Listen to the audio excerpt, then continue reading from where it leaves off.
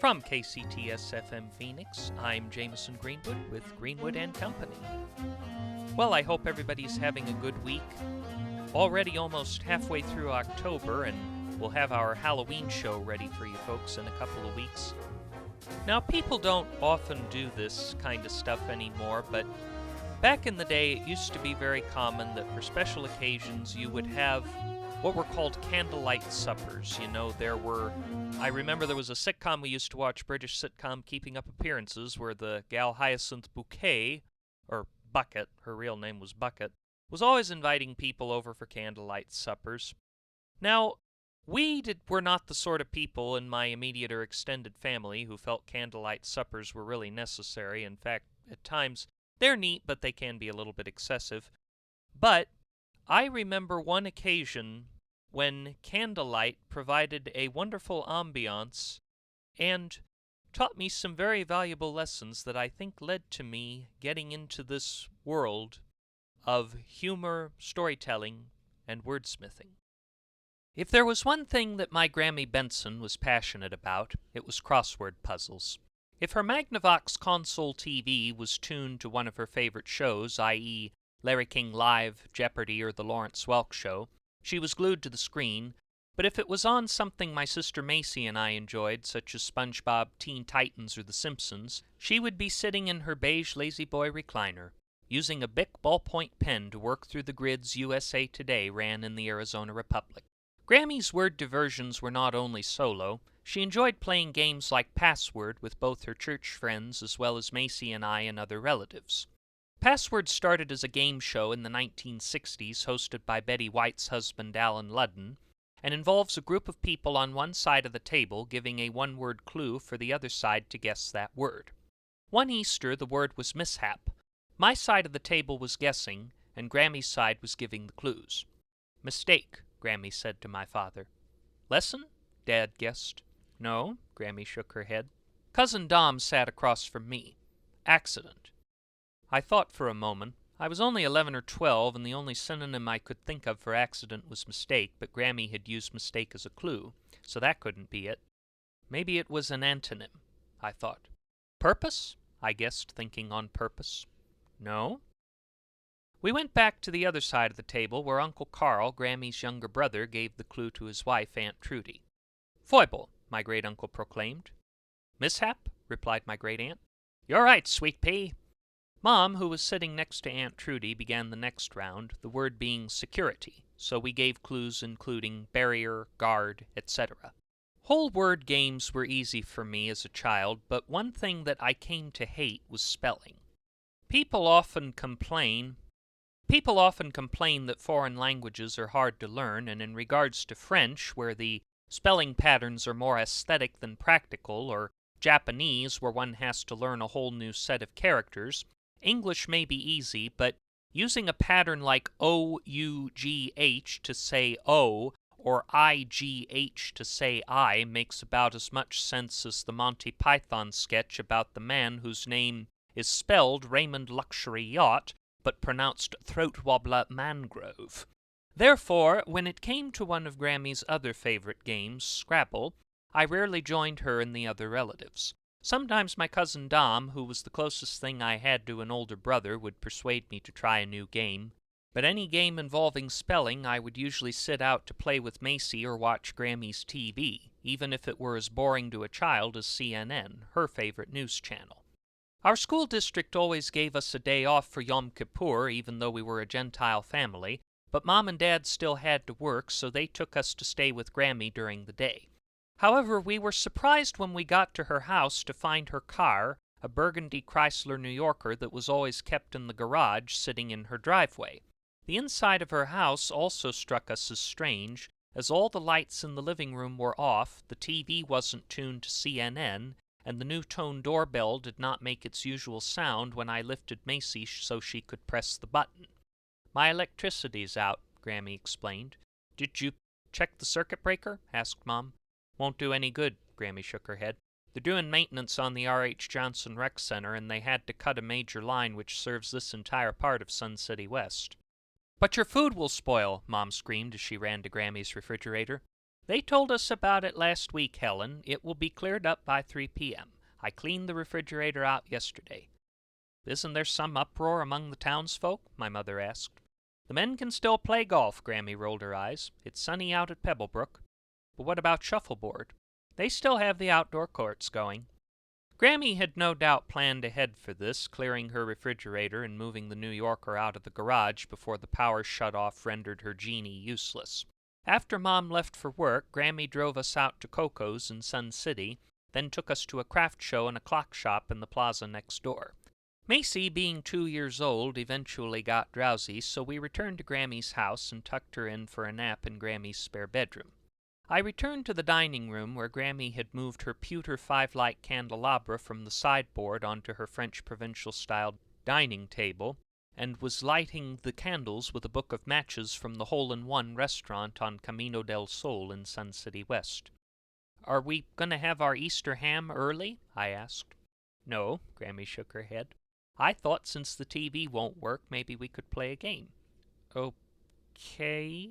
My nerves kicked in when Grammy mentioned game. I knew that Grammy loved me unconditionally, but games had a lot of rules, and I was super afraid of breaking them on accident. "What game were you thinking, Grammy?" "I thought Scrabble would be fun. That's a good game for 2 people. "But I don't like spelling, Grammy." "Well, what would you like to do?" I really didn't want to play Scrabble, but I knew Grammy loved it. With luck, though, she gave me a compromise. "Well, let's try it for 15 minutes, Jimmy, and if you don't like it, we can do something else."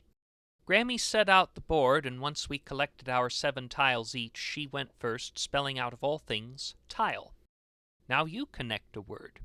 I looked at my letter assortment, a D, 2 E's, A, O, and S. The first thing I thought of was day. I placed it on another part of the board. D-A-Y, day. Grammy shook her head. "You have to attach it to the word I put down." I was confused. "You can still play that word." "How?" I thought. "Tile doesn't have any of the letters that day has." As much as I hated the thought, I went back to spelling tests in Mrs. Hick's class and various techniques she taught us. All along, I thought the illogical spelling patterns of the English language were a conspiratorial phenomenon concocted by school teachers to make it easier to give students failing grades, but in the case of Scrabble, I was surprised to find that they may in fact have a practical application. "Wait," I thought, "if it ends in a D, as in past tense, it usually has a D first." "Oh!" I exclaimed. Tiled was also a word. I had heard it tons of times on This Old House, or when my mother spoke of our home's Spanish-tiled roof. "I'll put my D there." I attached it to the end of Grammy's tile. A-Y. Grammy smiled with dimples in her cheeks. "Excellent, Jimmy. And we will have to continue our game after we take a short break so that the various excellent, very grateful sponsors of the Cactus KCTS have a time to put their word in, and then we will continue with the game of Scrabble to see who wins." You are listening to Greenwood & Company on KCTS.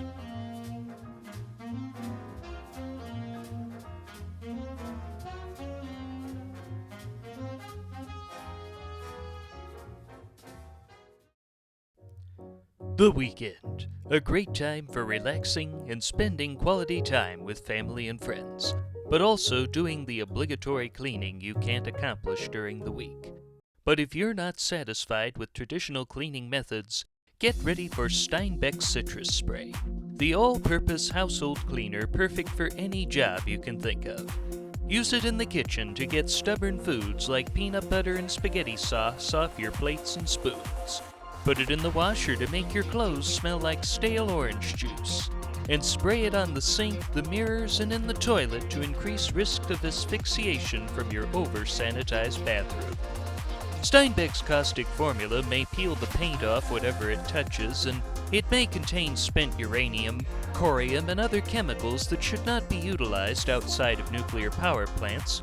But with the proper safety gear and hundreds of years to wait while the radiation dissipates, it will give your home a fresh feeling and a zesty citrus scent you'll love.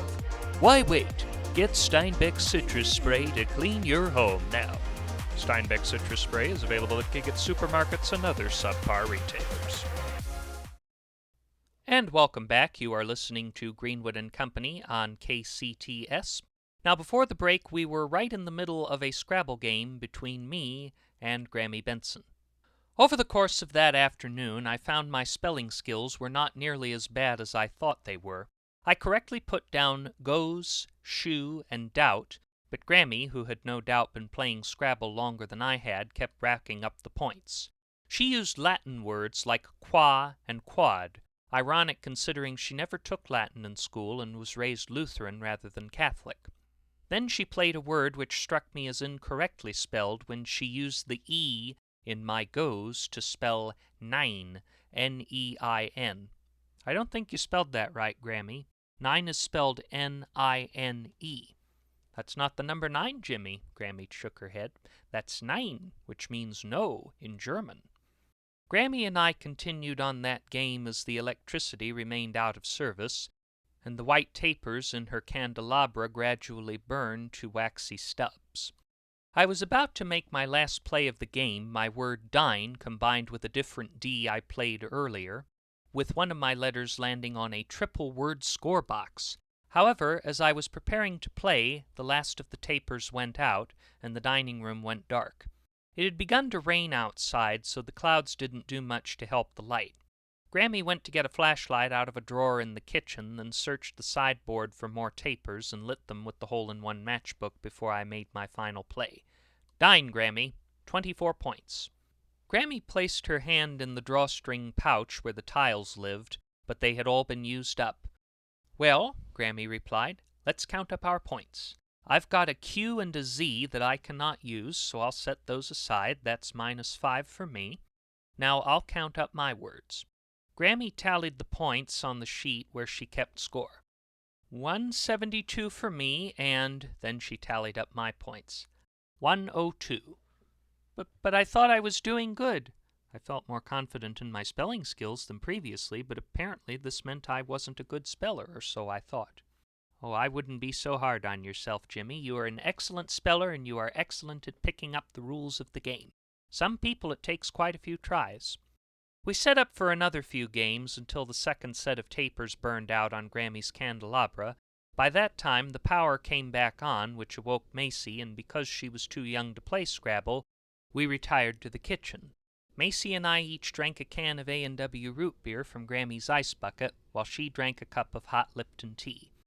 Mom and Dad arrived after work to take us all out to dinner, but my mother was a bit alarmed when she saw the second set of tapers still burning on Grammy's dining room table.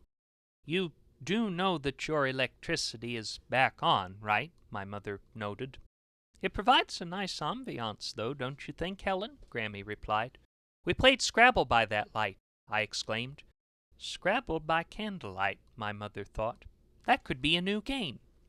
As it happened, we didn't ever play Scrabble by candlelight again, but every time I see a candelabra, I think of my grandmother and her memory burning bright like Christ's presence in the church. And even when candles are not near, I feel her presence every time I play a winning word on the Scrabble board. You are listening to Greenwood and Company on KCTS.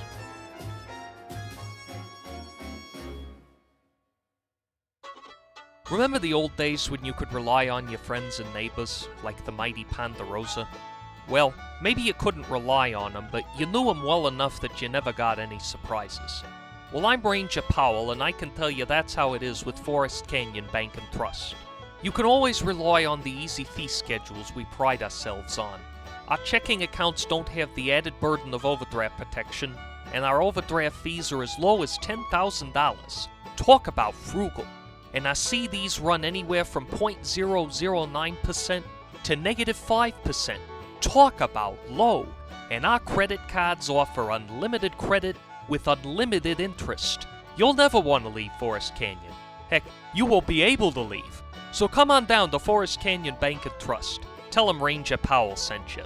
Forest Canyon Bank and Trust is not insured by the FDIC and may in fact be a money laundering scam.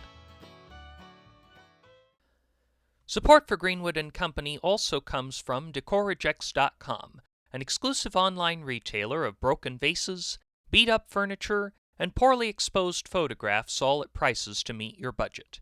DecorRejects.com, because trash deserves to sell too. Additional funding is provided by the Used Car Salesman Plaid Sport Coat Foundation and the Shag Carpet Preservation Fund. Now, to go full circle, although our story was mainly about Scrabble, by candlelight of course, I also mentioned crosswords, how much Grammy loved crosswords at the beginning of the story. So, I closed today's episode with a poem, a simple crossword sonnet.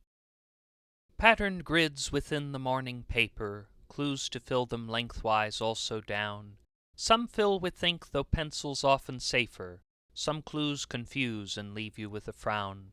With certain clues you think you know the word. The box amount convinces you of this, but thoughts you're sure of end up quite absurd. The other words nearby reveal you missed. Thus several tries it often takes to master the answers to the clues the puzzle gives. You'll miss at first, but strike a hit soon after. You'll find the box where every letter lives. You'll strengthen memory, learn new words to say, by doing crossword puzzles every day.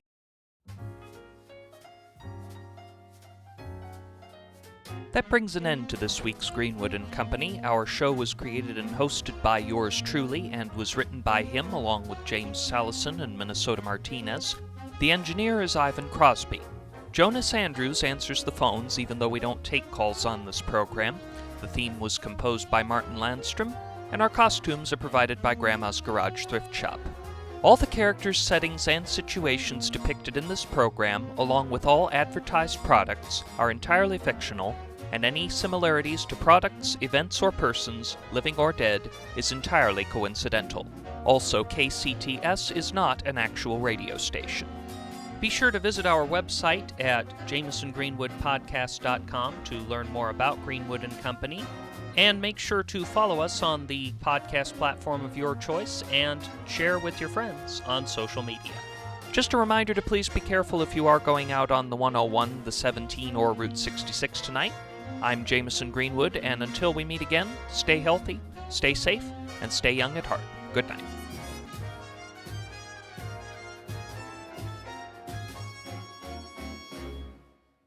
This is KCTS FM Phoenix. Stay tuned for Lacking in Substance.